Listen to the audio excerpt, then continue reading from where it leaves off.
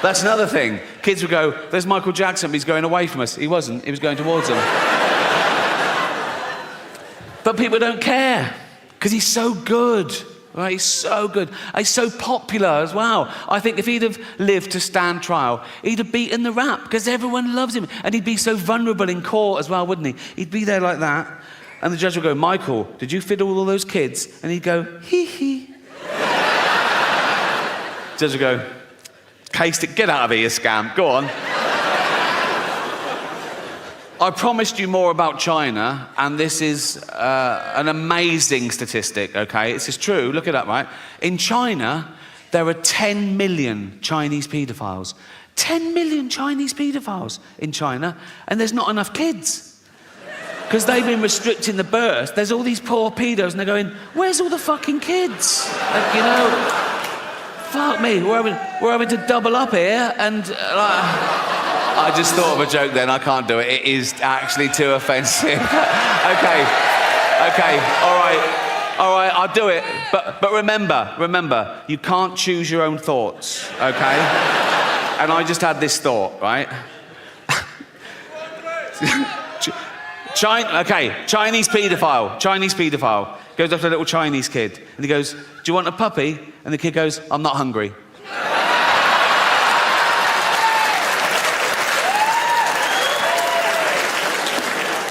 You made me do that. You committed the hate crime.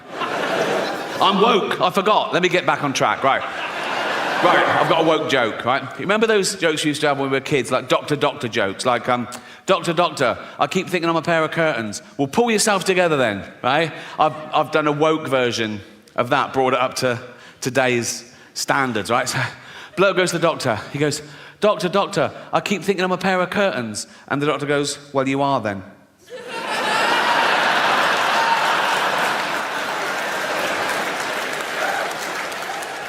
Good in that, isn't it?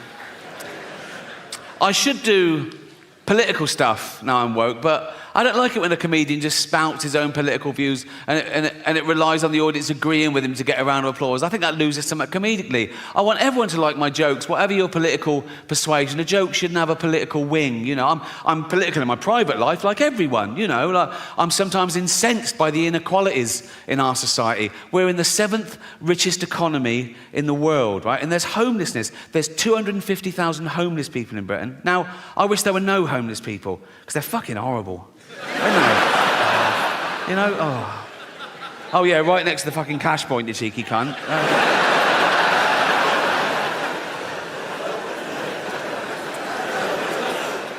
It is a serious problem, and I hope none of you ever find yourself homeless, but if you do, my advice is heroin. Cheers you right up, apparently. I've got one of those mates. My mate said this to me in all seriousness. He said, but the thing about heroin, Rick, he said, some of the greatest albums of all time were created on heroin, weren't they? I went, yeah, but they were created by some of the greatest artists of all time, weren't they? You're a plasterer, right? If I were to give you heroin, you wouldn't come up with Dark Side of the Moon, would you? You'd fall asleep watching the telly and burn the fucking house down. I should do topical stuff, but I never watch the news. I did see one thing recently on YouTube, actually. Do you know the little fella from Game of Thrones? The actor, Peter Dinklage. Do you know Peter Dinklage? Yeah. He was at a junket, and it was for a new thing he was doing, right? And they were filming it. That's why it got leaked onto YouTube. And I don't know what brought it up, but he suddenly started going off on one. Someone, oh God. He was going, it's fucking disgusting. They're still doing productions of Snow White and the Seven Dwarfs. For Christ's sake, it's fucking demeaning. It's 2023. He wasn't happy.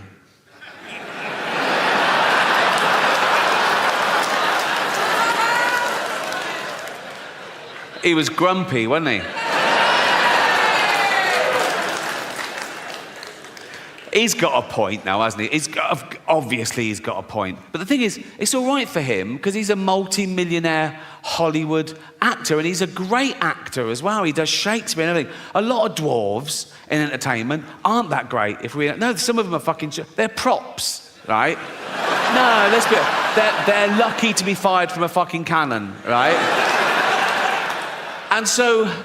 dancing around Snow White for 3 weeks of the year, that is their like holy grail, and he's going to fuck it for them. If he takes that, what can they do? And he's not saying you should do Snow White and the Seven Dwarfs with normal size actors. You can't do that either. You get in trouble for that in Hollywood, or you can't take a dwarf's job or a disabled person's job. Like Eddie Redmayne got in trouble when he played Stephen Hawking in the biopic, The Life Story of Stephen Hawking, right? Won an Oscar for it, and that's when the backlash started. People going, no, it should be played by a real disabled creature, all this, right? And they're going, the actor should have the same disability as the person they're portraying. But it was the life story of Stephen Hawking, right? So for the first part of the film, the cunt could walk, right? So I put it to you, what is easier? Getting an actor who can walk, pretend he can't for the last bit of the film, or get an actor who can't walk, pretend he can for the first bit? How would that even fucking work? Puppetry, think.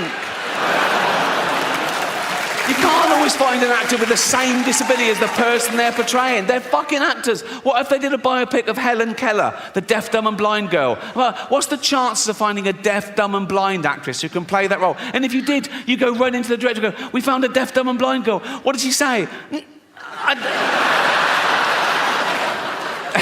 She didn't even answer the fucking phone. Oh, don't get me started. Cultural appropriation.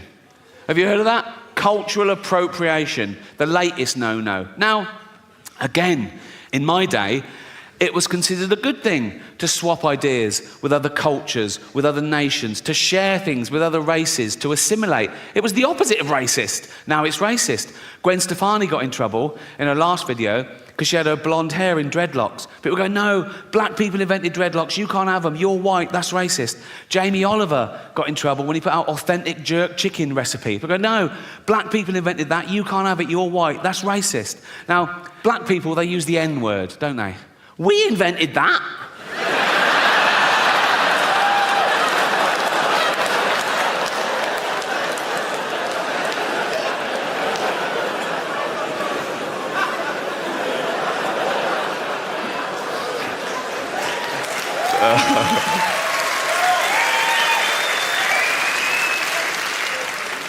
That's the one, isn't it? That's the one.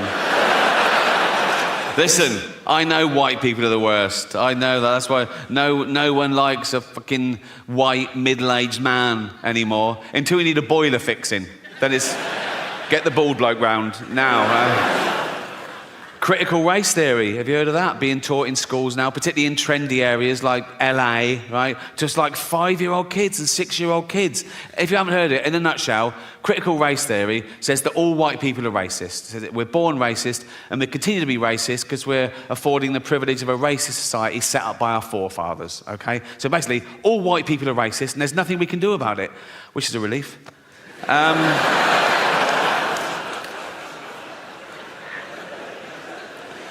I think the world's going to get harder and harder to understand as I get older and more bewildered. A new dogma arises in the name of progress. Now, dogma is never progressive, however new and trendy, but I think soon I'll be outnumbered. And it was only this year that I ordered my first item off Amazon. All the way through the pandemic, Jane's like, bang, things are arriving, we need this, bang, it's here. Right? And I was going, oh, and she goes, it's easy. I go, I never liked real shopping either, hated real shopping, particularly clothes shopping. I hated clothes shopping when I was young and thin. I really hate it now I'm fat and old, right? Once, a shop assistant thought I had my inside leg and my waist measurement the wrong way round. I could see her thinking, do you have an orangutan, sir? No, it's for me, you cheeky. Yeah, I never like real shopping, but I don't trust the internet either. And Jamie's going, just put in your credit card. I don't want to have my credit card details. She went, everyone's got your credit card details. Just put the number in. I went, what one? She went, the long one. She went, oh, fuck me, give it here. There, you're on. Order something. So I thought, I don't want anything. Oh, tracksuit bottoms. You can't have too many. I wear mine till the bollocks fall out, right? So I put in men's tracksuit bottoms, black, zip pockets, about 38 different. Oh, fuck me, they look all right. Size chart. I go, well, they'll be a bit long, but they'll be a bit tight. I thought, $9.99. I thought, oh, fuck it, who cares, right? So I ordered them. They came the next day. I opened them up. they were shit. Now, I don't know what sweatshop they were made in or what little 8-year-old Chinese kid made them, but he should be fucking punished because And I was looking up where to fucking complain to get him fired, right? And I found out that these kids only get $2 a day in these fucking places, right? But what happened to pride in your work? Do you know what I mean? And I can tell, some of you are thinking, oh yeah, but he didn't think Ricky Gervais would order them. Well no, but maybe you should be told there's a chance that Ricky Gervais might order them. His owner should sit him down, right? And say, if Ricky Gervais orders these and complains, I'm going to rape your mummy again. What, is that too much? Sorry. No. Leave it with me. Leave it with me. You'll realise this is great satire when I'm dead. So, I don't know how humanity will end, as I say. There's a long list, everything from, I can't believe nuclear wars back on the table, after all we've learned. But I think maybe the rise of the pandemic where parasites and microbes and bacteria and our antibiotics fail, or maybe those things that happen, but we're sort of evolved through it. Like, we'll find out there's pockets of sort of mutant people around the world that are slightly resistant to radiation and slightly resistant to microbes, and we'll sort of start again. Because we don't really understand the mechanism of human evolution since civilization, because it's never been based on, you know, survival of the fittest, where fittest meant just the biggest, strongest male gets to pass on his genetic material. There's other paradigms, right? Nature is brutal. Sometimes it is the biggest, strongest male that gets the female, and even then, she has a litter. If there's a runt, she goes, fuck it, kill that, eat it, share it out amongst the rest of us. Now, we don't do that in human society. We go the other way. We spend more time and care and attention on the weak and the vulnerable to give them a chance. Like, if you're a father and you've got 2 kids, you've got little Timmy, who's 6, right? You've got Jack, who's 8, and you go to little Timmy, you go, Timmy, what do you want for Christmas? And he goes, motorised wheelchair. I promised Jane I wouldn't do the voice, and I fucking forgot. It's too late now, isn't it? What do you want for Christmas, Timmy? Motorised wheelchair. Right, well, they start at $2,000, so fucking hell. What do you want, Jack? Just a tennis racket, please, Dad. Oh, good lad. How is your tennis? Best in the school. Oh, you... Good. Also a ramp. Fuck me. What, so now we're doing fucking building work at Christmas, are we? Fuck me. Oh, sorry, Jack, can't afford your tennis racket. We've got to spend all the money on a ramp and a motorised wheelchair for this money-grabbing little fucking... Why do you need a motorised one? No arms. That's fair enough. That is fair enough. I can tell some of you feel a bit uncomfortable laughing at little Timmy, who's a little 6-year-old lad. He's got a funny little voice because his chest is all fucked. Got no arms, no legs, just like stumps, right? But let me tell you something about Timmy to make you feel better about yourselves. He's a fucking racist. Yes. Horrible little shit, he is. You little fucking bigot. You disgusting little fucking racist, you racist scum, you filthy little fucking, you fascist, you fucking, you disgust me.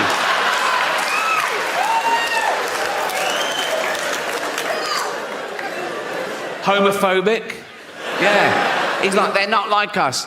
Nothing's like you disgusting little fucking, you prejudiced little piece of, you ball of hate, you disgusting little fucking racist homophobe. I wish we'd had a scan. You absolute, you...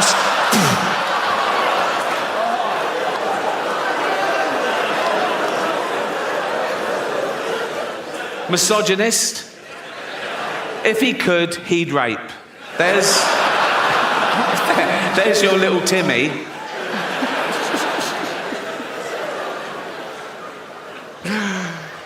Some people don't think we evolved in the first place. Some people think that God made us all at once in one fell swoop and by himself. I think if he'd had a wife or a mate, there'd have been questions when he was working, wouldn't they? Be like, what are you doing? Creating man. Oh, what's it got? What do you mean, what's it got? Has it got, like, claws and fangs and shit? No, not really, no. Oh. Make-A-Wish Foundation. Do you know the charity Make-A-Wish Foundation? They're great, and they give these dying kids their, like, one wish. And if it's me, I always say yes. And I always start the video the same way. I go, why didn't you wish to get better? What, you fucking retarded as well?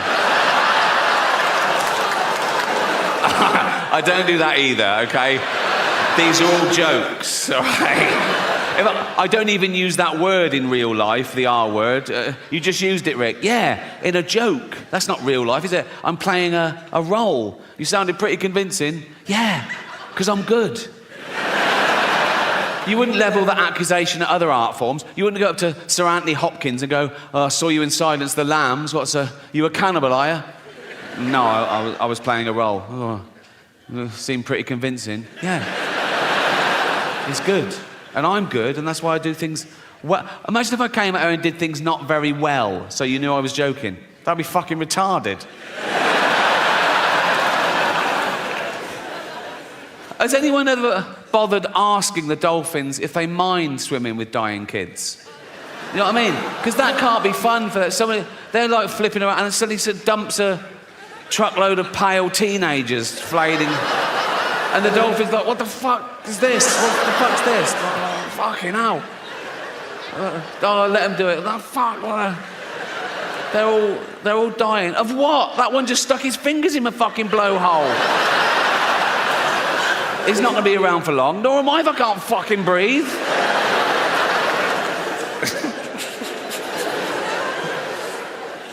It's very sad. But we all die. We all know we're going to die. And we all do die, so it doesn't really matter if we die one at a time along the way or all at once in one big final Armageddon. The result is we're all going to be dead one day, and we're all going to be dead forever. And I've been to a lot of funerals in my time. You live this long, you know a lot of people, they die, right? And I don't mind funerals because it's the end. You know what I mean? I hate weddings. Oh, fucking hell. It's so much hope. You know what I mean? And they're needy and arrogant. It's out. They go, oh, do you want to come and watch us for 12 hours? No, fuck no. Even the invite is arrogant, isn't it? It's like a royal decree. You are cordially invited. It's not a fucking honour. I don't want to go to your shitty wedding. Do you know what I mean? And then you go, oh, right, yeah, when is it? And they go, 2 years' time. They know you haven't got an excuse for 2 years' time.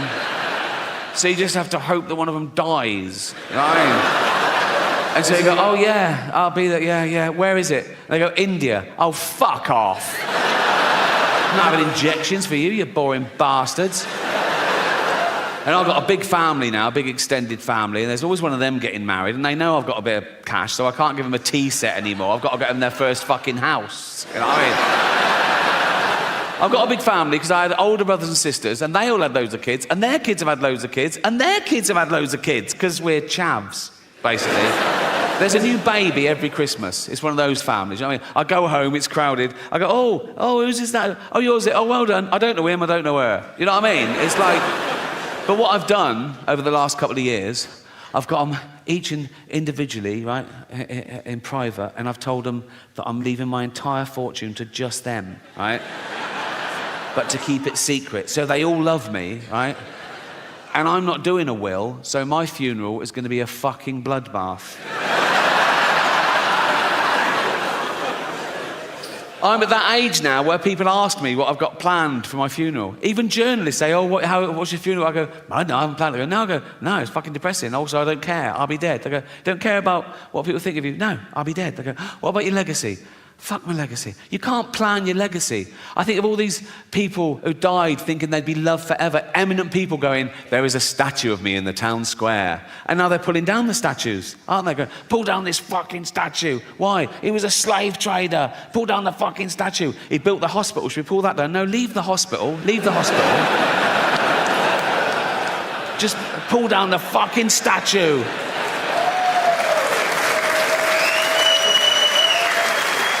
Pull down the statue and dump it in the canal. He built the canal as well. It doesn't matter, just pull down the fucking statue. I don't think you should whitewash history. If you find out something new, add to it. Like if there's a statue and it's got Lord Whimsy, trader, philanthropist, add bit racist. Or one of those blue plaques on a house. Go, Sir Robert Spuke lived here. Author, poet, pedo.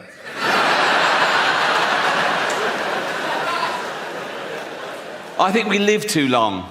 That's why we have time to worry about all this. We're not meant to live this long. As a species, we're about 300,000 years old as Homo sapiens. We've been around as hominids for a few million years. And of course, along with every other life form that exists at the moment, we've been evolving for 3.5 billion years. Everything that exists at the moment all came from the same little blob of organic matter 3.5 billion years ago.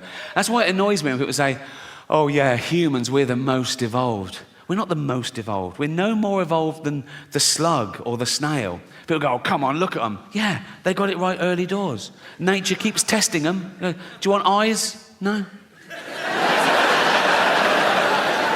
Not really. No. I have noticed one thing about the slug and the snail. Let's not split hairs, let's be honest. The snail is basically a slug with a shell on it, isn't it, right? But if you pull the shell off the snail, it starts giving it all, oh, I'm dying. And the slug is like, welcome to the real world, cunt. So yeah, we've been around for about 300,000 years. And for most of that time, we had the same life expectancy as every other wild ape, 35, 40, if you're lucky. You're born, you grow, you mate, you're playing with your kids, you get a cut, you go, oh, what's that, dead? Right? But now with antibiotics and medicine, we've pushed that forward. A child born today can expect to live to about 100. And scientists said soon that'll be 120.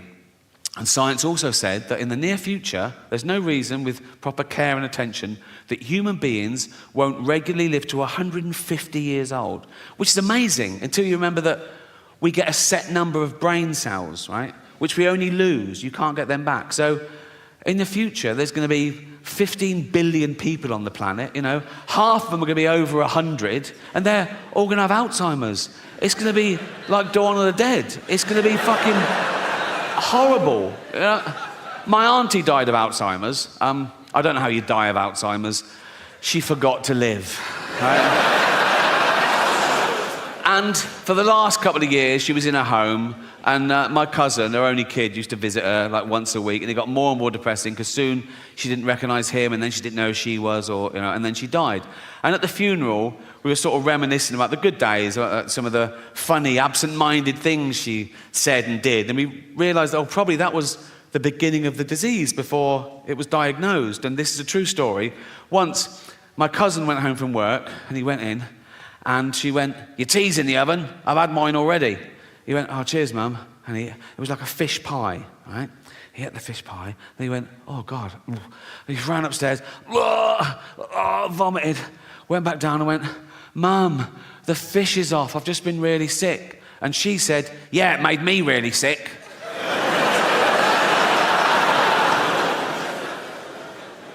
I've been looking into infant mortality rates recently.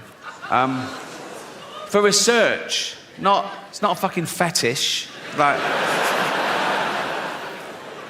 a child born today in the UK has a percentage chance of survival of 99.8%, which is incredible. I thought, is that just the mollycoddled West? And I was putting in third world countries. And even in Africa, it's like 96.5%. In the wilds of Africa, where everything wants to fucking eat a newborn baby, babies are vulnerable enough, aren't they? In Africa, a baby can be born in a mud hut. There's a lion outside. It's covered in blood because they can't wash it. They've got no water. Oh, and it's already got AIDS. Now, by the time that joke goes on Netflix, it'll be nuanced. There'll be an underlying satirical point, I'll claim. But until then, all I've got is, baby's got AIDS. I know that it's funny. I just have to work out why. Leave it with me. Leave it with me. Also, by the time that goes on Netflix, I'd have been playing arenas around the world. It'll be hitting hard, people will be laughing. So if you are an African woman and you just had a baby in Africa, and the doctor goes, oh, I'm sorry, your baby's got AIDS. You go, oh my God, you're there. You know, a little baby's got, you're there with your husband, and you go, oh, our baby's got AIDS, Jeff.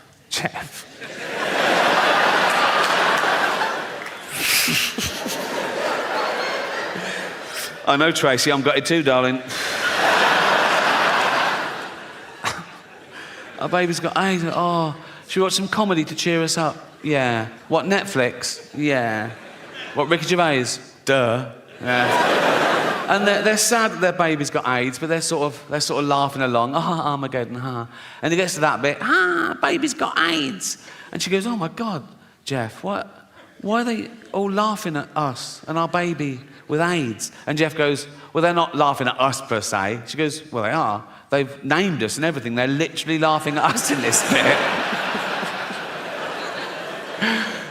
And Jeff goes, yeah, but we're a fictional couple with a fictional baby with AIDS. Anyone offended by that is a fucking moron.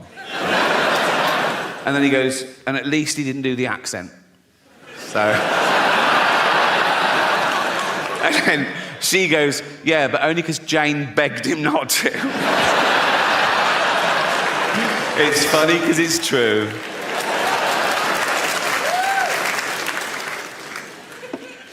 I think we get our sense of humour from our parents, whether we realise it or not, particularly working class kids, particularly from working class mums, because they're busy, they're doing everything. They're keeping men in check, they're bringing up kids, they're going to work, they're saving the world. They haven't got time. They have to frighten their kids into behaving well. They have to go to dark places to shock them into not fucking dying. Do you know what I mean? So, like, if I was little and my mum made my tea, and it wasn't my favourite, it was boiled potatoes instead of chips every day, and I went, I don't like them, my mum would go straight to, of course you do, there's children your age in Africa and they're starving to death, right? And I go, Jesus, all right. You know what I mean? The true story, I was 7 years old, right? And I'd been playing in the park and I came running in and my mum went, Ricky, come here, sit down. There must have been a local pedo incident, right? And my mum went, never go in the toilets in the park again. And I went, why? She knew she couldn't explain paedophilia to a 7-year-old, right? But this is what she came up with. She said, because there's a man going round and he's cutting little boys' willies off. I was like, oh, what? That's a fucking thing, is it? I didn't sleep for a week. And it worked. I never went in those fucking toilets again. But she knew instinctively. If she'd have gone, Ricky, come in, sit down. What's the matter? Never go in the toilets again. Why not? There's a paedophile. What's a paedophile? Oh, he's a man who gives you sweets and puppies. Bring it on, you know what I mean? At 7 years old, I'd wank off anyone for a puppy. I'd be like that, wouldn't it? Be like that.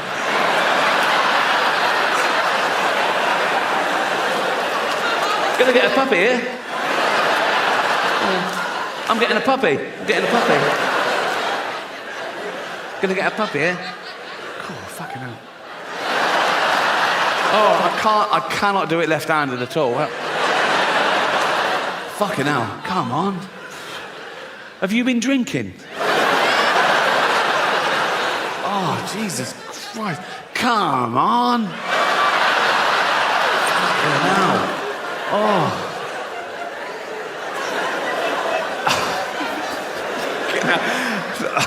I've started, so I'll finish. Oh, fuck me. Oh, what sort of puppy is it? A what? A Labrador? Throw in a kitten, I'll give you a blowjob. I'll go over that. Kitten, puppy, come.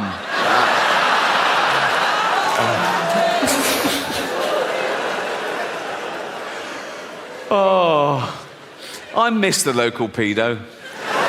Don't you? There was always one, wasn't there? Outside the school, you'd be with your mum and she'd go, look, there's a paedophile. Because he had the uniform of the pedo. You know what I mean? You could spot, old bloke, bald on top, long down the side, like that. And I'll go, that's a dirty pedo. Say hello, hello, hello, like that. Dirty, look, that's what a fucking pedo looks like. Dirty fucking paedophile, right? That's what they look, if he touches you, we'll burn his house down. It was a good system, you know what I mean? But then Michael Jackson comes along and he breaks the mould, doesn't he? Because he's not an ugly bloke outside the school. I'm not saying Michael Jackson definitely was a paedophile. No one knows, only Michael and all those people he paid off. All I'm saying is that kids loved Michael. Kids loved Michael just to look at him, like a little Disney cartoon, wasn't he? And then his voice, hello, you know, that... Oh, Michael Jackson got up to any kid he wanted. My last special only dropped on Netflix the Christmas before last. And in that special, I talked about the previous special going to #1 because of all the complaints. And the silly cunts did it again. When will they learn? It's like, honestly, it's like, ban it from the #1 everywhere.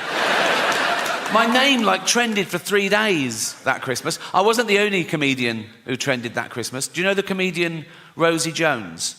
She's got cerebral palsy, and she was on a TV quiz show, and the trolls came out on Twitter going, she's not funny. People saying, you're only saying that because she's disabled. You're only defending her because she's disabled. Sort of back and forth, right? But that wasn't her biggest controversy of the year. This is a true story. Earlier that year, Rosie Jones made a documentary for Channel 4 about her condition, her plight, some of the trolling she gets, some of the insults she gets called, right? And she provocatively called the documentary, Am I a Retard?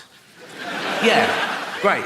Power to her, right? Now, the people who complained were disability campaigners. They had a go at her. They went, you can't use that word. She went, what? Why? I said, because you're physically disabled. That's a derogatory term for people with mental disabilities. If you want to use a derogatory term, you should use one that describes your particular condition. So basically, Rosie Jones said, am I a retard? And disability campaigners said, no, you're a spastic. That's harsh, isn't it? I mean, it's context. She was using it to empower people. She was called that. She didn't go, no, that's not me. She sort of embraced it and, reclaimed the word. So disability campaigners are saying, no, you've got to be very specific, right? Only people who are actually retarded can use the word retard, right? But who's going to tell them? You know what I mean? Who's going to... You're not going to go into a room and there's Bubba sort of lying on the floor, crying in, right? And you go, all right, Bubba. He goes, yeah. Oh, no. Don't. It's a tightrope. He goes, yeah. You go, you can say retard. Why? Think, you thick cunt. Just think.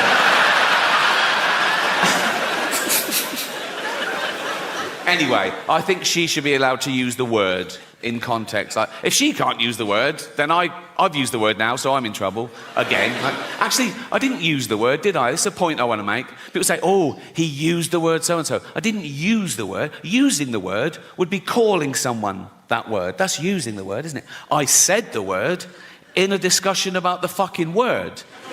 That should be allowed, shouldn't it, amongst adults? And if there's one thing we should all agree on, whatever side of the political fence you're on, we should all agree that free speech is still a really good thing.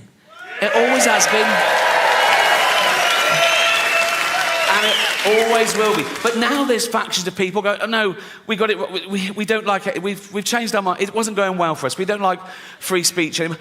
People who want free speech, they only want free speech so they can go around saying awful things, which just isn't true. And even if it was, the good thing about free speech is people can say awful things back. It's a really good system, right? And you can't say anything under the laws of free speech. That's a total misconception. There are loads of caveats to free speech, all of which I agree with, actually. You can't incite violence. Good rule. You can't slander people. Good rule. You can't libel people, Fascinating fact about libel law.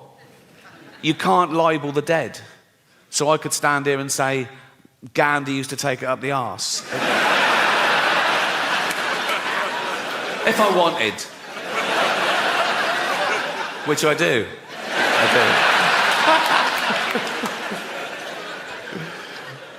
But free speech is the most important human right there is. It's the right from which all other rights come. Without free speech, you couldn't have human rights, and we've got free speech, in theory, in this country, for a little while longer. We can criticise the government, we can criticise the police, but we should give props to a country that allows us to do that, because we're the envy of some countries. In some countries, you criticise the police, you get beaten up, or worse. You criticise the government, you can be thrown in jail for life, So they flee their oppression, quite rightly. So would you. They flee their oppression, and they come here, they go, we want to come to England. We go, why? They go, free speech. We go, come on in, welcome. What are you going to do now? We're going to go on a march. What are you going to say? How shit England is. Cheers. Thank you. Thank you. That is their right.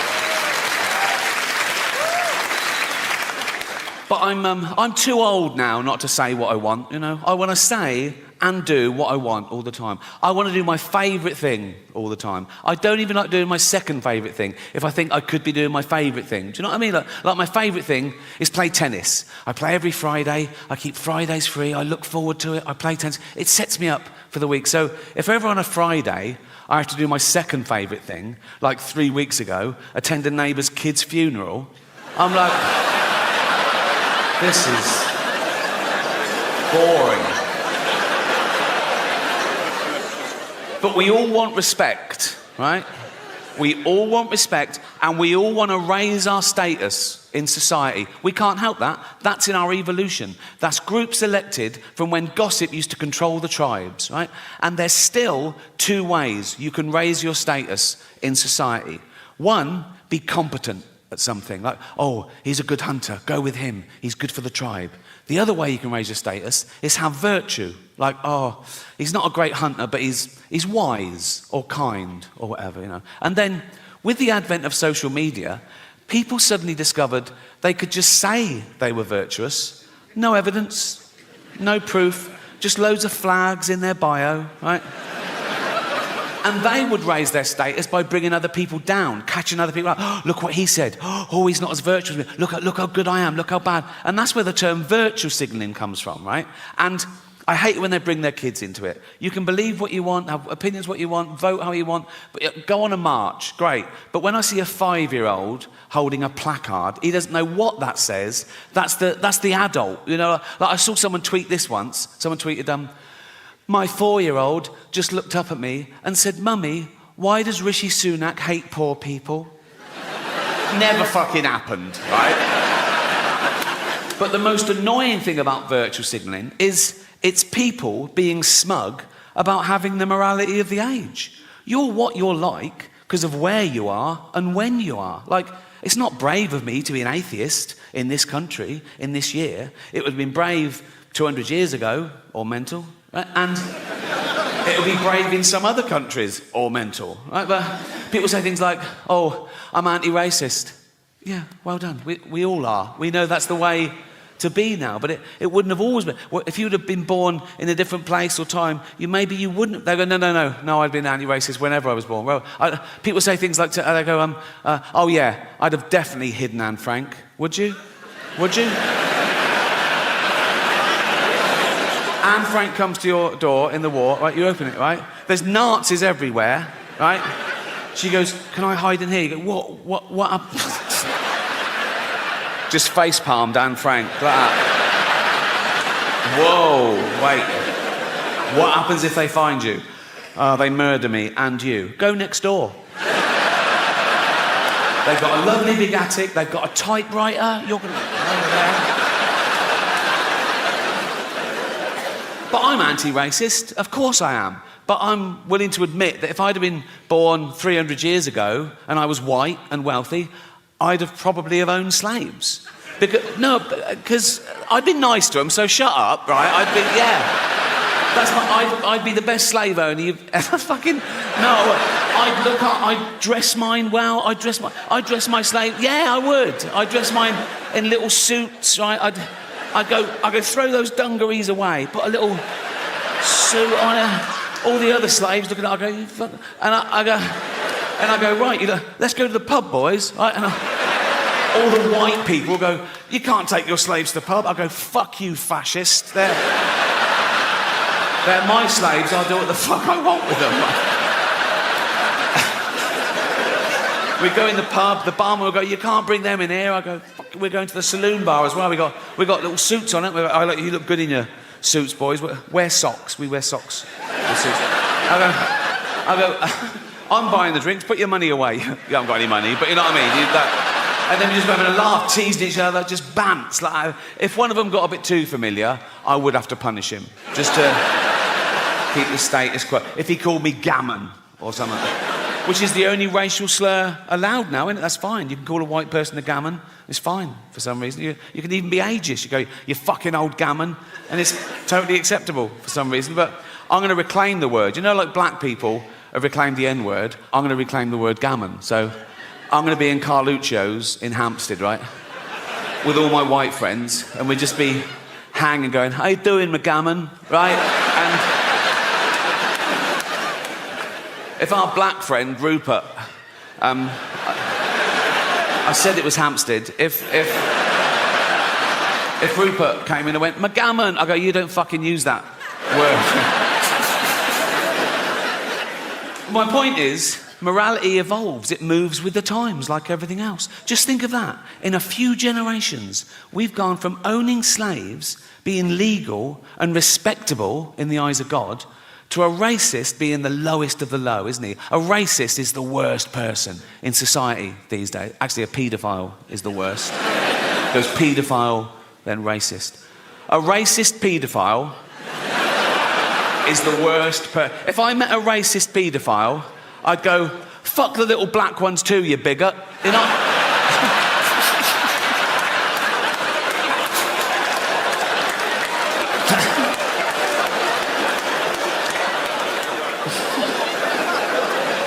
That's fine. They won't cancel me for that.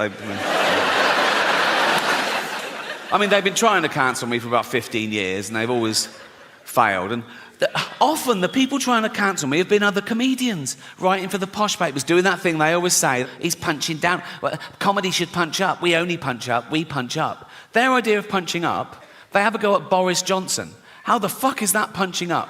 You know, the cunt is learning disabled. He's like this fucking waterlogged Gary Busey, looking albino Eggman thing. He can't string a sentence together. Have you heard him talk? He's like, he's a fucking moron. I punch up. I have a go at people like, I don't know, Stephen Hawking, right?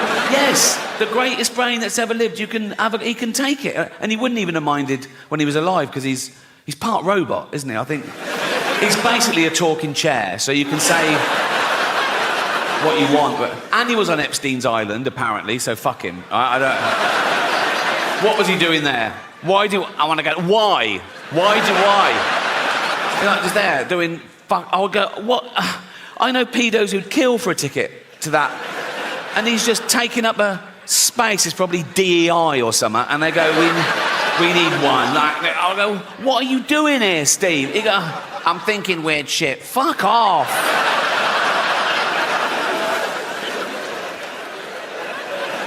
That is probably a hate crime. That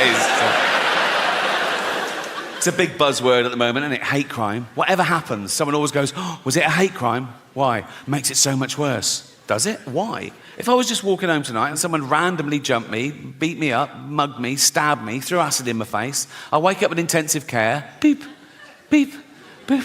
I open my eyes through the bandages. There's a policeman. He goes, Miss Gervais? I go, yeah. He goes, we just want to let you know it wasn't a hate crime. I go, oh, thank God for that. It's pretty hateful, isn't it? But no, a hate crime is something that's based on your race, disability, sexuality. So a guy with a gun, he wants to kill someone at random. He sees a crowd. He goes, eeny, meeny, miny, mo, bang, kills someone dead.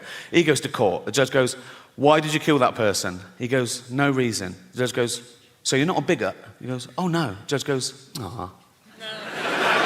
10 years. Some other guy's got a gun. He goes, I fucking hate dwarves. Right? He sees a little dwarf. He takes aim, bang, kills the dwarf dead. Right? He goes to court. The judge goes, why did you kill that dwarf? He goes, because I hate the little cunts. All right? The judge goes, you're a bigot, 20 years. Now, he shouldn't get more for shooting a dwarf. If anything, it's a harder shot, isn't it? Like, if I was that judge, I'd go, what, you shot a dwarf at 100 metres, yeah? Fucking props, that is 5 years in the army. Get him in the army. I feel bad about that joke because I was reading about the tough time dwarves have had through history. Like in medieval times, they used to torture them and kill them. They used to put them in barrels with spikes and roll them down the hill for a laugh, right? And then in Victorian times, they'd stick them in the circus and make them do dangerous fucking things. And then as late as the 1980s, right, I remember colleges used to have events like dwarf throwing, where they were like darts on a thing. But even though I don't have children of my own, people still show me photographs of theirs, like I give a shit. I don't mean my own family, they've given up, right? I've got older brothers and sisters, they've all had loads of kids, their kids have had loads of kids, and their kids are having kids. It's like a pyramid, there's about 50 of them. I don't know all their names, I see them at Christmas. They come running over, Uncle Ricky! They know I've got a bit of cash. They go through my pockets and fuck off. It's like being mugged by mice, right? No, I don't mean now, I mean strangers, right? So I can be busy, I can be working, I can be on the set of a TV show or film or something. I can be stressed, I can be producing it or directing it. And you get someone who comes in for one day, like has got one line or a stunt man. They come over, they introduce themselves, and I go, oh yeah, good to have you, I'll be with you in a minute. Then they hover, right? And they say, busy? I go, yeah, yes, yeah. I go, oh, you working the weekend? Not filming, but I'll be in the edit or something. So yeah, and they go, oh, taking my youngest to ballet lessons. Oh, great, great. Yeah, she's 8. No. I got a photograph of her here. I want to go, oh, you know what? Show me if she goes missing.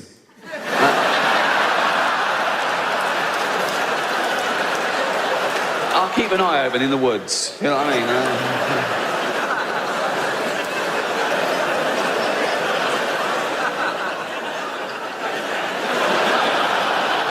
But you've got to go through the whole polite rigmarole. You've got to go, oh, she's beautiful. Yeah.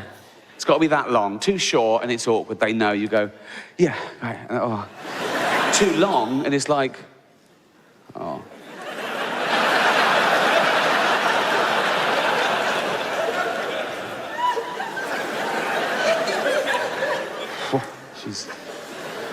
She's fucking beautiful. It's a minefield, isn't it?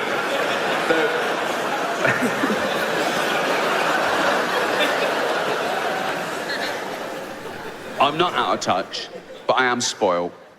And there's a difference. I'm not out of touch. I didn't have any money till I was 40. I've got the same family and friends, same values. But I am spoiled because opportunity and privilege spoils you. And it doesn't take much, right? I'll give you an example. Right, first time I started making it in America, the next time we flew, we were met at the plane by a bloke in a suit and a thing, and he just walked us past the queue like that and straight out the other side, right? And the first time it happens, you're sort of horrified. You're going, oh my God, everyone's looking at me and pretending to be late. Oh God, a baseball cap. Oh God. Next time we flew, I went, where's that bloke who walks us through? I'm not fucking queuing, right? It's quick, right? And whenever I fly to the States, I've got a place there, but I'm always working, right? So someone else is paying, right? So I go first class, BA. Oh, it doesn't get any better. Even if I was paying my own way, I still go first class, but Jane would probably be in coach. Right? It's 10 grand a pop. She's, yeah, that new Planet of the Apes movies on, she'd love that. She'd be happy, right? But when someone else is paying, I say, Jane, get up here with me, right? Front 2 seats. Oh, they board us early. We're on the plane about 15 minutes before anyone else. Oh my God. They bring around these snacks, these like warmed, caramelized nuts in a bowl, right? Champagne. It's great. It's like a little day off for me. No phone or anything. It's like a little holiday flying to the States, right? I could do without the safety video. That's always a bit of a downer, right? And totally pointless. If you go into the side of a mountain at 500 miles an hour, the brace position does fuck all. Imagine if that worked, right? You're going down, right? The flames smash, you go, I'll try it, right? You do that, ball of flames, you wake up, everyone's dead, except you go, fucking hell, that's amazing. That is...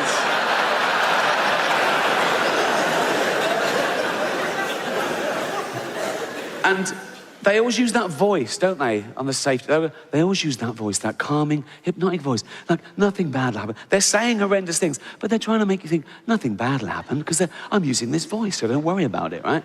They say things like, in the event of the plane landing on water, it smashes the fuck to bits, right? They don't say that. They say, in the event of the plane landing on water, your life jacket is equipped with a whistle. A fucking whistle. So the plane hits the water, smashes to bits. Everyone's dead except you by a miracle. You're bobbing around in the Atlantic Ocean. 4 degrees that water is, right? You've got about 15 minutes before hypothermia sets in, right? Or eaten by a shark, or you drown, and you're hoping they've dispatched air sea rescue, and you're going, oh my God, I'm bruised and broken. I'm going to die. I don't want to die. What happened then? I don't know what I'm doing. Hold on.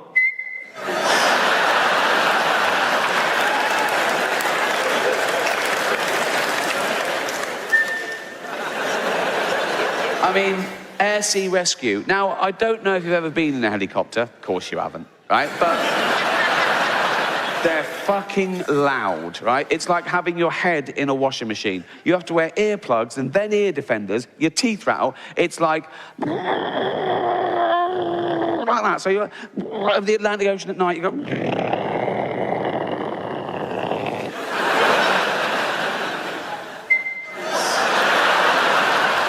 Never gonna happen. It's never gonna happen.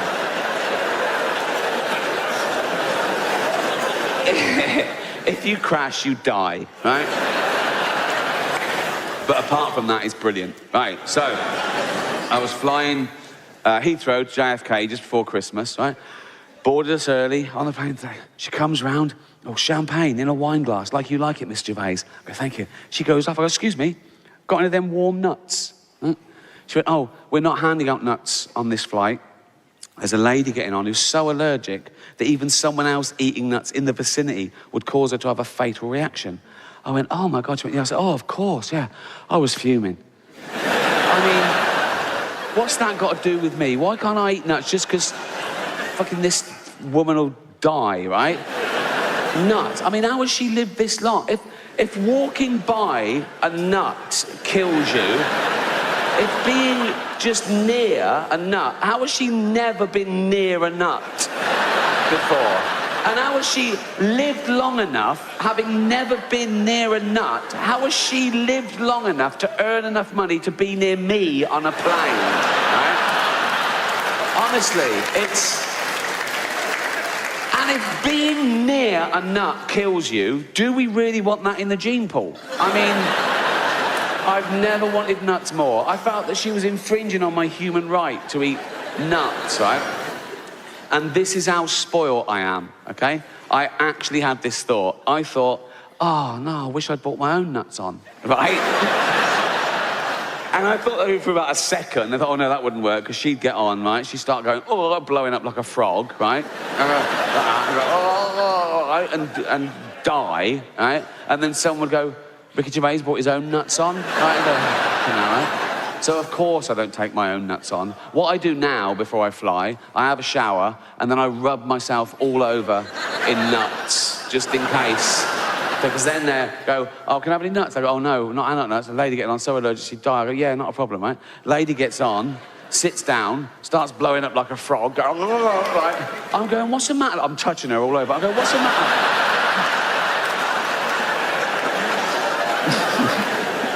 What's the matter, love? And she goes, oh, nuts, right?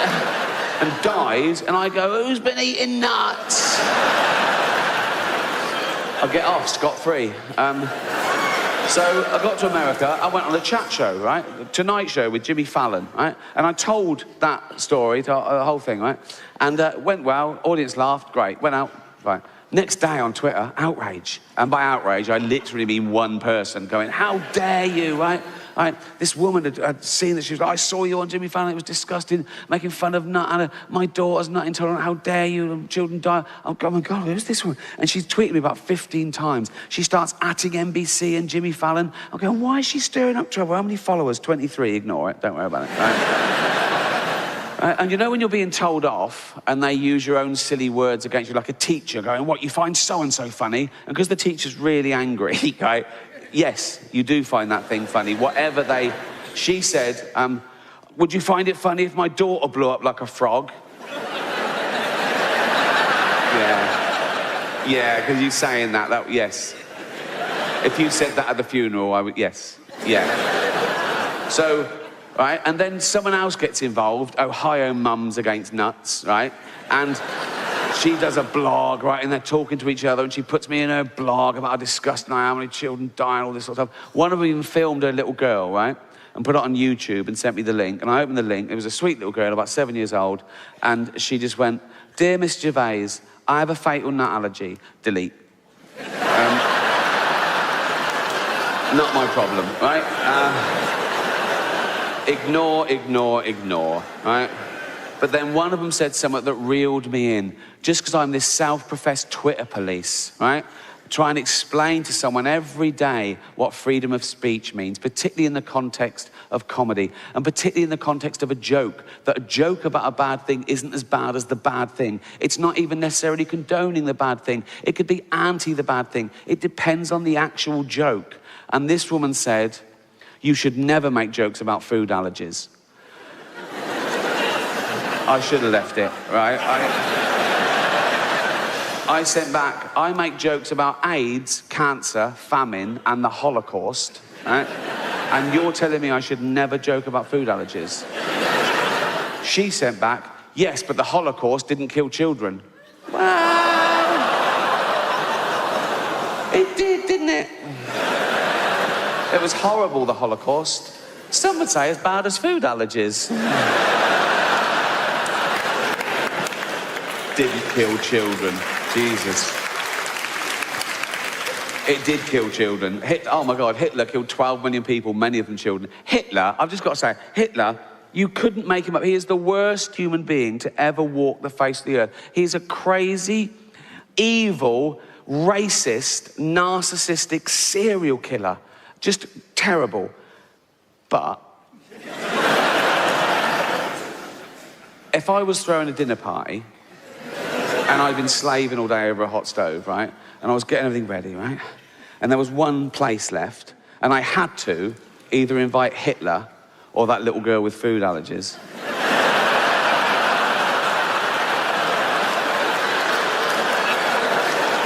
I know who'd ruin that party more. You know what I mean? Everyone's enjoying it. How is everything? He's going, "Yeah, it's yummy," right? And I'm going, he's loving it. I'm going, "Cheers." Oh, you fuck. How you doing, boy, about that, right? She's going, "I can't eat that." Oh, fucking hell. I'll get this time, right? "Who wants Ferrero Rocher?" "Me!" Right? I can't eat them. Oh, fuck off home, right? But that's what the world's like. People see something they don't like and they expect it to stop, as opposed to deal with their own emotions. They expect everyone to care about their thing as much as they do, right? And it's why the world's getting worse. And the world is getting worse. Don't get me wrong, I think I've lived for the best 50 years of humanity. 1965 to 2015, the peak of civilization, for everything, for tolerances, for freedoms, for communication, for medicine. And now it's going the other way a little bit. The last couple of years, just a little blip maybe, right? And I'm not saying this just because I'm old, because that does happen. Old people say things like, "Oh, everything was better when I was a kid." Well, of course it was, you were a kid. Everything's better when you're a kid, right? Being old is the shit bit. Whatever's happening in the world, being old is the... I wake up these days and I go, "Oh, fuck, I didn't die." Right? Got to do it all again. I'm usually hungover, headache, liver pains. I can't walk for the first 5 minutes because I've got no joints in the knees, right?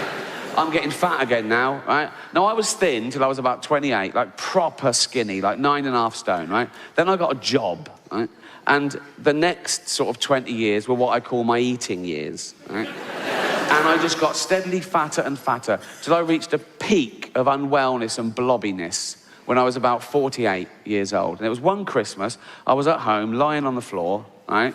And I was saying to Jane, "I'm having a heart attack," right? And honestly, my heart rate was like 130. I felt nauseous.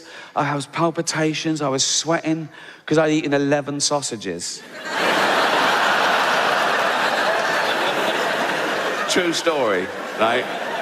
I was like one of them snakes. You know when you see a big, like, python swallow a pig whole, and then it's just fucked. It's just like, for a week, it's like a duffel bag just there. That was me, right?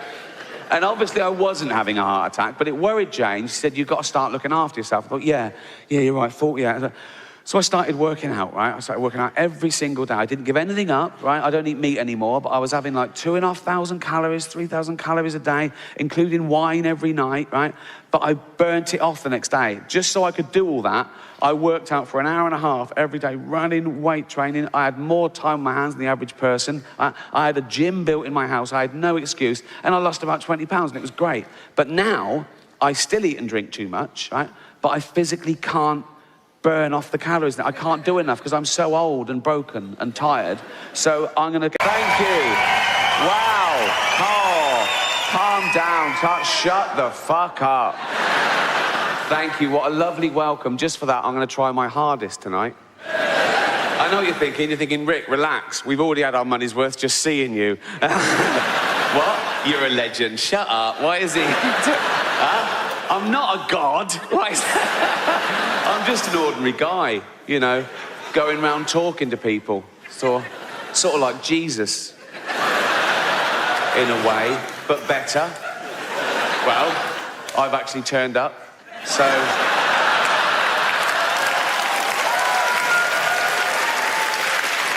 Thank you, and welcome to my new show, Humanity. I don't know why I called it that. I'm not a big fan.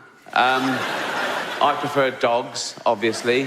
Dogs are better people than people, aren't they? They're amazing dogs. They're our best friends. They guard us, they guide us. There's medical detection dogs that can smell if you've got, like, AIDS. I'm not a doctor, but their noses are like 1,000 times more sensitive than ours. So they sort of go, poor, you're well HIV. Fuck, you know that. And you go, you can smell AIDS on someone. Yeah. Then why didn't you smell it on the bloke I brought home last night then, you fucking idiot? They did the first 3 billion years by themselves, evolution and all that. And then we got involved and we did a bit of selective breeding, you know, getting them how we wanted them to do jobs for us, you know, a bit more of that, a bit stronger, faster, whatever. And they're great at the jobs they're bred to do, and they love the job they're bred to do because they're genetically hardwired to love that behaviour anyway. Although the Rhodesian Ridgeback was bred to hunt lions, and I can't help but think that was a little bit of a shock to it when it found out. So we did all the breeding, all the different pedigrees, all thousands, all the miles around, a big passing out parade. There's a bloke in a square with a white coat and a clipboard, and he goes, right, dogs. And they all go, what? Who wants to know what jobs they've got? We all do. Right. Okay, Labradors. Yeah? Do you like carefully bringing back dead ducks? Yeah. That's your job. Amazing. That is amazing. That is my favourite job. That is my favourite job. Jack Russells. Yeah. Do you like shooting down rabbit holes after... Yeah. That's your job. Fucking hell. Best day ever. Best day ever. Miniature poodles. Yeah. Do you like being carried around by elderly homosexuals? Yeah. That's your job. That's your job.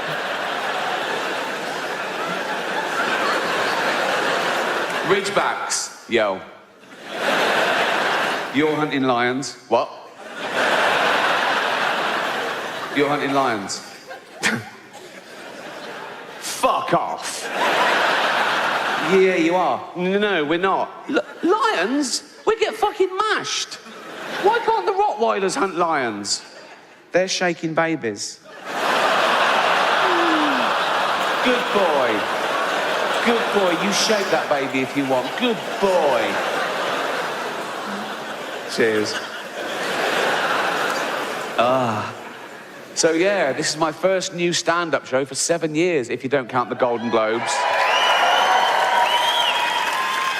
Which you shouldn't. The Golden Globes, very different. Oh, God, different vibe. 200 million people watching around the world. And it's live, you know, big thrill. But with that many people watching, there comes a bit of stick. Everyone's different. Everyone's a blogger. Everyone goes, I was offended. Oh. Why? He said an horrible thing. We said loads of horrible things. Yeah, but that was a thing that I care about. And that's the thing about offence, isn't it? It's about feelings, and feelings are personal. I don't care about the so-called backlash, you know, comedian in hot water. Ooh, you know. But my girlfriend Jane, she does worry a bit, and she reads things. Oh, why are they? What have you said? Why? I go, don't worry about it. They're not coming to the house. Fuck them. So I wind her up. I pretend I'm going to say much worse things than I ever would. You know? Think of that. I have to make up worse jokes than I actually... just to scare my girlfriend. So when I'm doing the Golden Globes, we go out about a week before. It's in LA. We fly out, right? And I'm writing jokes as the ceremony approaches. And, you know, they release sort of more presenters. And I take my pick. I go, oh, yeah, I've got a good intro for them. Yeah, I'll do. Yeah. Mel Gibson. Yeah, I'll introduce him. Yes. And about 3 days before this last one, right, just to wind Jane up, I said, oh, I've got a good intro. She went, what? I said, Bill Cosby would make our next presenter sleep on the couch.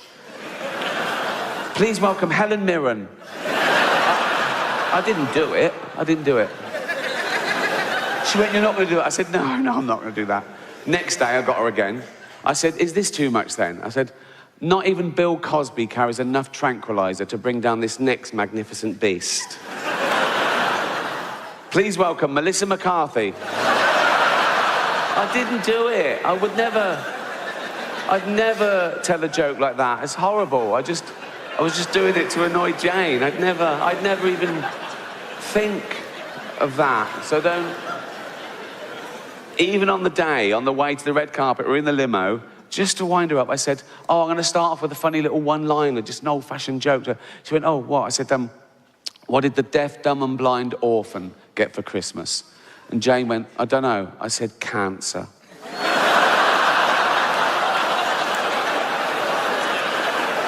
I didn't do it.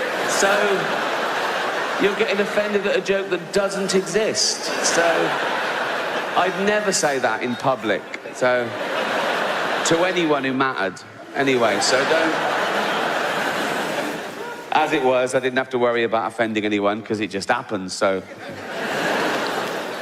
And the big controversy last time I did it was a Caitlyn Jenner joke, right? Oh, outrage on Twitter the next day. And by outrage, I mean a couple of people going, it was transphobic. It wasn't transphobic in the slightest. It was a joke about a trans person, but the joke had nothing to do with that aspect of her existence. And that's the other thing about offence. People get offended when they mistake the subject of a joke with the actual target, and they're not necessarily the same. I'll tell you the joke. You make your own minds up. Right. So...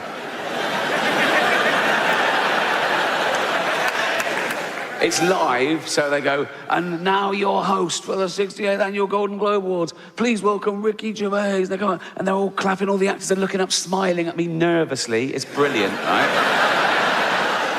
So I just go, relax, I'm going to be nice tonight. I've changed. Not as much as Bruce Jenner, obviously.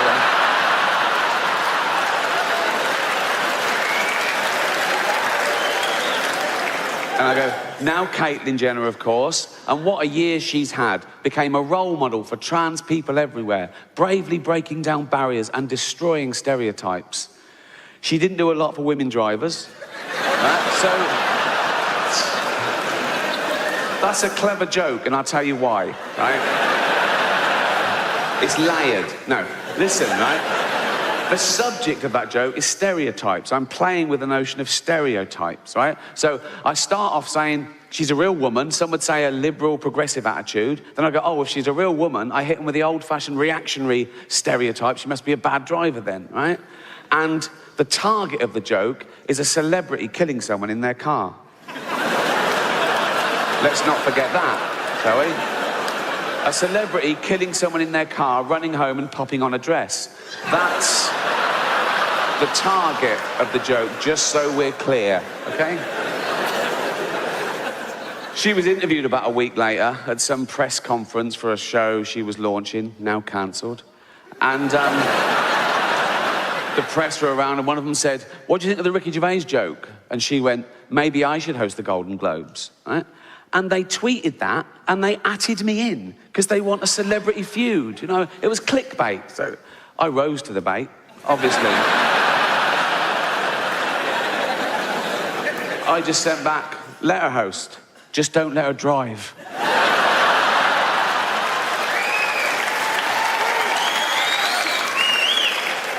another website that was in the room, Entertainment Weekly, they tweeted a different headline, and they added me in as well. And their headline was, Caitlin finally breaks silence over Ricky Gervais. I just sent back, at last. She always breaks too late. Bring it on. Bring it on. But I'm a considered comedian. I like my jokes to be accurate and my targets to be fair. So I was engaging these people. I was saying, why is it transphobic? And they were saying, it's about a trans person. I said, well, that's ridiculous. That's like saying a joke about Bill Cosby is automatically racist. It depends on the joke. But I was talking to them, I'm willing to learn, and I found out my crime was that I dead named her. Now, I'd never heard that term, before a day after the Golden Globes, and that was saying her old name and even acknowledging that she used to be a man. But she did. I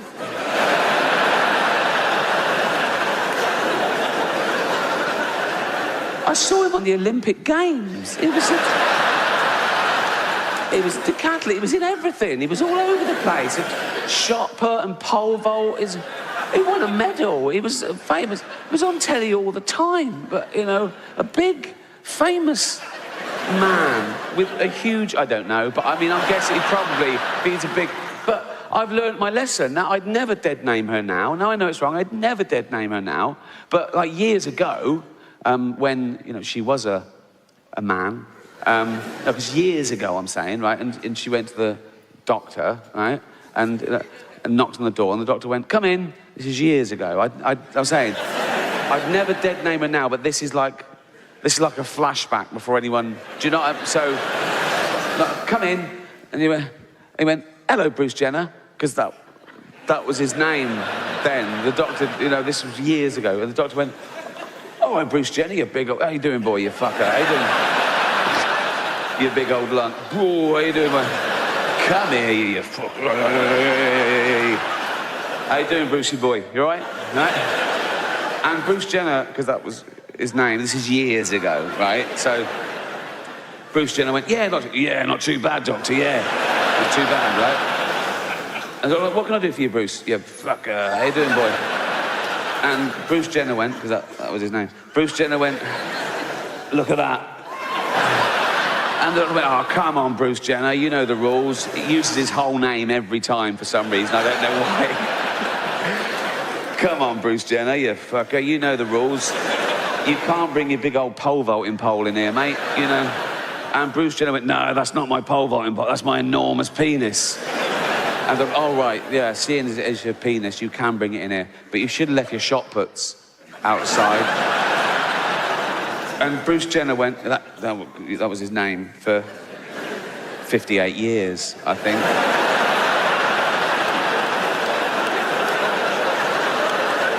He went, no, they're not my shot puts, they're my enormous testicles. That's where I keep my testosterone and my spunk and shit, right? And the doctor went, oh, yeah, that makes perfect. I'm a medical man, and that you're a big bloke. Oh, you fucker. How you doing, boy? You're a big... You're big, and you would have a big old cock and balls. They're beautiful. They're a bit familiar. And I go, no, but you must be very proud of them, Bruce. Bruce Jenner went, oh, this is going to surprise you, doctor. I want to get rid of them. And the doctor went, what? Why? Ah, they get in the way. Get in the way of what? Fucking driving, for one thing.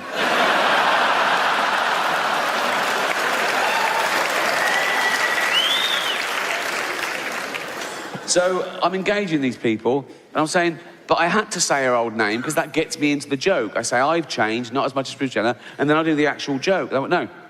This is my second crime. I say, she hasn't changed, right? She's always been a woman, because she's always identified as a woman, and that means she's a woman. Fine, if that's the rules, you are what you feel. If you feel you're a woman, that makes you a woman. Cool. I'm not one of these bigots that think having all that done is science going too far. In fact, I don't think it's going far enough. Because I've always identified as a chimp, right? Well, I am a chimp. If I say I'm a chimp, I am a chimp, Pre-op, but... And don't ever dead name me. Don't ever call me Ricky Gervais again. From now on, you call me Bobo. So, I'm going to have species realignment. I'm halfway there, to be honest. I'm sort of short with short legs and long arms. I sort of stoop like that. My back's getting hairier by the day. I've got fangs. I love nuts. Oh, I love nuts. And once I was at the zoo and I could tell people were looking at me, so I just started masturbating. So, I am a chimp, right? I am a chimp, if I say I'm a chimp. And so I've got to live as a chimp for a year, then have hormones, get me all nice and hairy. Like, that'd be lovely, right? I'm going to stay a male chimp, so I can keep all that, right? A male heterosexual chimp, keep the same girlfriend. Jane will be happy. She loves me. She loves chimps, so, you know. And I reckon that's got to be easier for a man to turn into a chimp. We're so close. Than for a man to turn into a woman in many ways. You know what I mean? A bit of hair.